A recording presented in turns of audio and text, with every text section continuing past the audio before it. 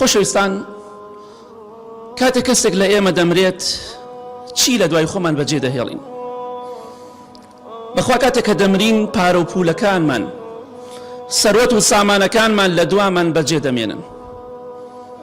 ئەو سەروەت و سامانەی کە بە حەڵاڵ یا بە حەرام کۆت کردوتەوە جێ دەهێڵی لە دوای خۆت، کوڕ و کچی خۆت و کوڕ و کچی خەڵکی خوا محاسەبەکەشی لەسەر تۆی بەڕێز. زاوا بووک دەیخوا، کچ و کوڕ دەیخوا، کچە زا و کوڕەزا دەیخوا و محاسەبەکەی لەسەر تۆی بەڕێزە. بۆ یەکەم شتێک کە تۆی بەڕێز لە دوای خۆت بەجێ دەهێڵی ماڵ و سەروەتەکەتە. زەوی و زارۆخانۆکەت زەوی بەجێ دەهێڵی، دۆنمە قەتعەیە، هەر شتێکە هەمووی بەجێ دەهێڵی، خانۆکەت بەجێ دەهێڵی. بۆیە زەوی کە حەقی تۆنی و مافی تۆنێ داگیری مەکە. جومعەی تایبەت باسی ئەوانەمان کرد.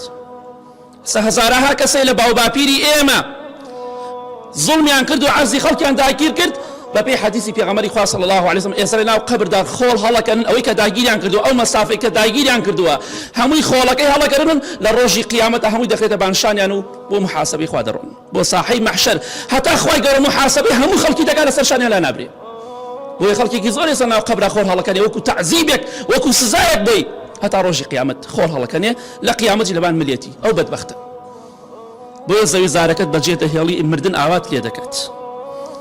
خۆشەویستان، مۆبایلەکەت لە دوای خۆت بەجێ دەهێڵی. دەزانی ڕۆژێک دەبێ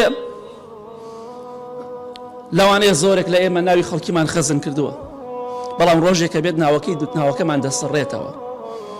هەندێک لە موسڵمان ناوی منی لایە بۆ نمونە، ڕۆژێک بێت ناوەکەی من دەسڕنەوە، چونکە من لە ژیان نەما، تۆش بە هەمان شێوە. ئەتا ئێستا چەند کەس لە ئێوە ناوی مردوەکانی سڕێتەوە؟ مۆبایلەکەت بەجێ دەمێنێ، ناو خەزم کراوەکەشت نامێنێ، فڵان کەس ئەی خوا لێی خۆش بێت، ئەو ناوەکەم سڕیەوە، تەواو. کاتێکش کە ناوەکەی دەسڕیتەوە بە تۆزێ بگری بە خۆت، تۆزێ بیر لە قەبر و قیامەتی خۆت بکەرەوە. ناوت نامێنێ، مۆبایلەکەت نامێنێ، خەتەکەت نامێنێ، دەمووی بەجێ دەهێڵی. ئەوت مردنە، بۆیە زۆر بیری بکەرەوە.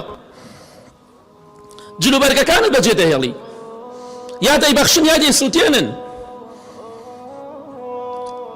جێگاکەت بەجێ دەمێنێ، بەتانیە لێفەیە دۆشەکە، هەر شتێک لە دوای خۆت ئەوش بەجێ دەمێنێ. هیچ نابێت لەگەڵ خۆتە، هیچ شتێک لەگەڵ خۆتە نابێت. کلیلەکانی گیرفانت ڕۆژێکە بێ و کلیلانە لە ماڵە فڕێ دەدرێ، ڕۆژێک دەبێت کلیلەکانی گیرفانیشت بەجێ دەهێڵی. ئەمانە بۆچی باس دەکەین؟ بۆی بزانی تۆ بە تاڵی دەڕۆی. پاشایەک مرد، وتی کاتێک کە مردم هەردوو دەسم لە تابوتەکەەوە دەرکەناوە، با خەڵکی دەسم ببینێ. وتیان بۆچی وا بکەین بۆ تۆ کاتێک کە مردوویتە؟ وتی با خەڵکی بزانێ من بەدەستی بەتاڵ ڕۆشتم بۆ قیامەت، هیچم پێ نییە، تەنها چاکە و خراپەی، هیچت پێ نییە. بۆیە شتە تایبەتەکانت هیچی لە دوای خۆت نابێ، لەگەڵ خۆتە، هەمووی بەجێ دەمێنێت. بەخوا برای خۆشەویستم، ژیانی دنیا هیچ قیمەتێکی نییە. بۆیە ئیمامی ئەبوو حازم رحمتي خوای لێ بێت دەفەرمێ: اعلم أنك إن مت لم ترفع الأسواق لموتك. ئەی فڵان کەس بزانە کاتێک کە تۆ مردی، بەخوا بازاڕەکاندا ناخرێت، بەخوا کەسابەت و تیجارەت ناوەستێ، جم و جۆڵ و بازرگانی ناوەستێ لەبەر خاتری مردنی تۆ. بۆیە بزانە بازاڕەکاندا ناخرێت بەوەی جەنابتەوە کاتێک کە دەمریت. إن شأنك صغير فاعرف نفسك. تۆ زۆر بچووکی، قەدری خۆت بزانە، لە خۆت بایی مەبە و لوت بەرز مەبە، چونکە تۆ شایستەی ئەوە نیت کاتێک کە دەمریت بازرگانەکان بوەستێت. کەواتە تۆ زۆر بچووکی، خۆت گەورە مەکەرەوە. تۆ ئەوەندە مهم نیت کاتێک کە خۆت بە مهم دەزانی، ئەوەندە گرنگ نیت. مردن هەموو شتێک لێ دەسێنێتەوە، هەموو خۆشیەکانی دنیا کۆتایی پێ دێت. بۆیە خۆت ئامادەکە بۆ مردن، زۆر بیری مردن بکەرەوە، چونکە مردن کارەساتێکی زۆر گەورەیە. بەخوا خۆشەویستان،